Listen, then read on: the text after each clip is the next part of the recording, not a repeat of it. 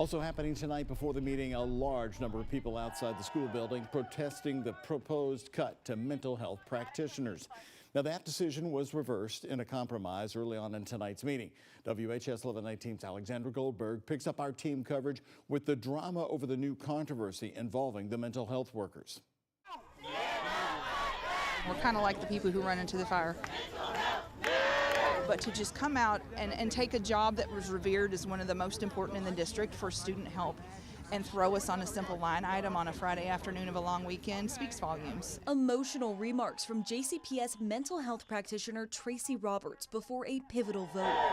The Jefferson County Board of Education will decide on a budget that would slash $142 million from the district. As a mother, as a taxpayer, and as a teacher, our kids need help. We cannot lose middle school mental health practitioners. In a late development, Superintendent Brian Yearwood put mental health practitioners on the job cut list. Employees learned that some of their jobs were on the chopping block. Teachers cannot teach if we cannot do the support work to help their kids be ready to learn. Yearwood drafted the proposal to address a $188 million budget deficit. And that's why I'm out here today, because the budget proposal does not protect our students. It seems to target them. Sarah Yost is a JCPS academic instructional coach, a position that helps teachers with their lesson plans. Cuts to these jobs were also at stake in Yearwood's initial draft from last week. Principals, if they were given a bit more of a voice and if they were brought in a bit more, we could have better proposals that would be more intentional, and we could cut out with a scalpel rather than a sledgehammer. Middle school teacher Maureen Sugars mirrors the same sentiment. She also worries about a $1.7 million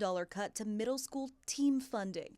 That allows for more intimate instruction. Kids, and especially kids in less serviced or tougher areas, that creates in the school its own sense of community. Middle school math teacher Elena Page says these cuts would affect 54 middle school teaching positions in the district. This will be horrible for our school. Teachers and staff say these cuts are across the board,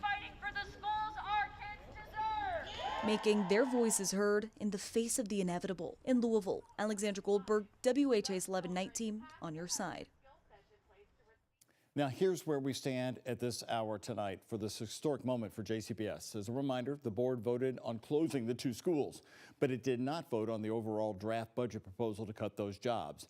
And this is not the final budget. The board will vote again in May, and then the budget will become final in September, so a lot of work left to do.